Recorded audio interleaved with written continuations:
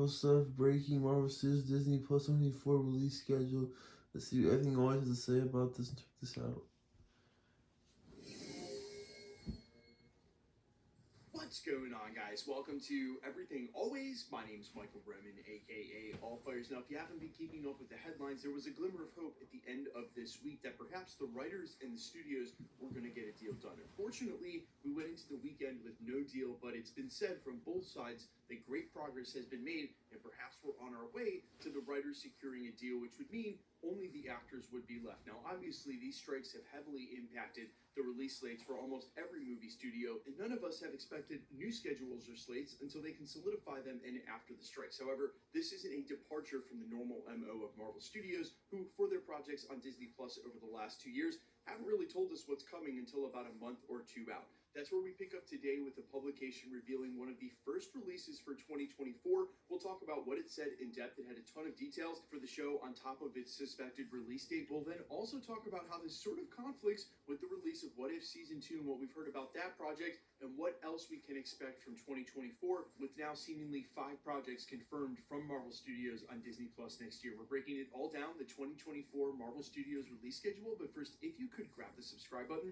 We do daily Marvel content at the channel, and that's all we do. Everything from official Easter egg breakdowns, trailers, and reviews to the occasional industry insider report and everything in between. So if that sort of thing's for you, hit the subscribe button, leave a comment down below. That will automatically enter you to win our ongoing PS5 giveaway. The next one is right around the corner to coincide with Loki. We've actually got 3 left before the end of the year. Again, all you got to do is be a sub, leave a comment on this video. If you want, stick around at the end of the video. We get into all the giveaway stuff again there. Okay, so for some quick catch up here, the lead actor in the Echo series, Alakwa Cox, in a not so cryptic tweet at the very beginning of the year before the strikes, indicated that after multiple delays, her series would finally be coming out at the end of this year, and what she said was October or November. Well, it's October, and we now know that Loki's going to be released during that slot. So obviously, we're not going to see Echo this year. But the newest update from an official publication stemming from a Disney asset folder says that the Echo series is set to drop on January 10th, 2024. And they go on to describe the project as Marvel Studios presents Echo,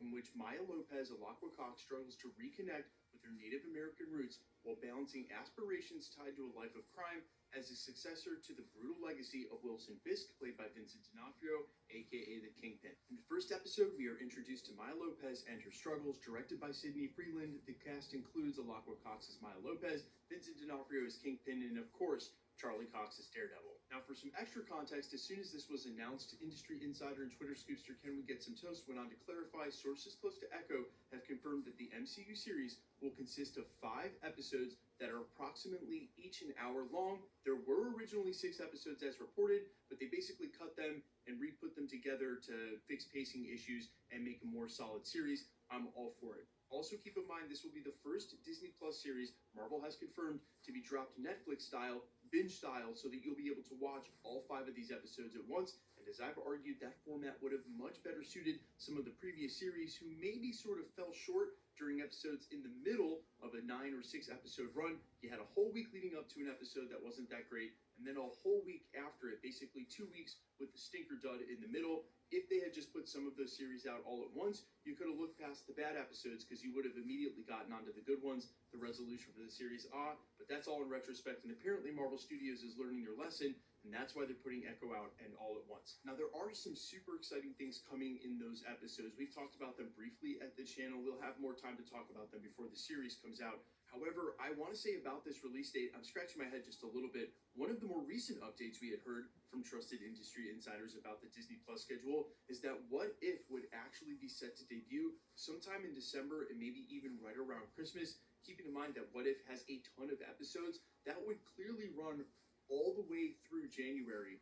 And I highly doubt that Marvel Studios is ever going to release any of their Marvel content on Disney Plus and concurrently. They just don't do that. So I'm going to be just a little skeptical of this release date. Maybe it's the end of January, maybe it's the beginning of February. Conversely, maybe What If Season 2 is not coming out in December, but where does that leave us for the 2024 release schedule? Let's assume for a second that Echo is actually coming out in January. That would still leave 4 more projects for that year to be released. We know that Agatha Coven of Chaos is set to be released early next spring, so sometime you would assume around May or April. We then know that later in the year, we're going to have a Witch's Road sequel project that'll be tied to Agatha Coven of Chaos. Again, released after it temporally, but coming before it sequentially in the timeline. We also know that X-Men 97 is set to debut at sometime around next summer, fingers crossed. And we also know that the Ironheart project, left over from last year and this year, is still set to be released next year as well. Meaning if they don't slate What If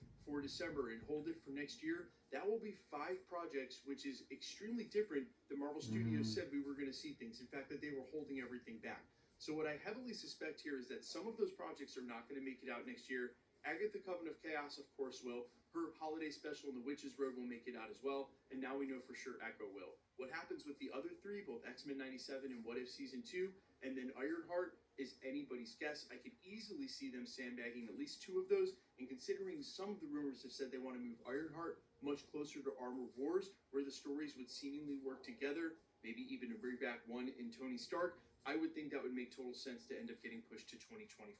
Regardless, we'll have to wait and see what happens with What If Season 2, but if there are any truth to the rumors that that's coming out and in December, but if they're still going to drop What If in December, then there's just no way I can see them dropping all 5 episodes of Echo in the middle of the What If season. That is, unless they just want the good favor of What If to carry over with Marvel fans, if some of the reports about what's going on with Echo have been true. That being said, if you're wondering about the films, it's pretty easy to sum up at this point. It was widely reported and confirmed that Deadpool and Wolverine could only suffer a small amount of delays, a month or so, before it could never make that May release date that they had moved it up to. That most likely will move back to November if it can come out next year at all. And the only 2 films that we'll get will end up being Deadpool and Wolverine sometime in the fall, and then during the summer, we'll see Captain America Brave New World. I would not suspect Thunderbolts is going to come out next year. Remember that filming was completely delayed this year because of the strikes, most likely not able to start up until next year anyway, and I doubt they're going to be able to get Thunderbolts completely shot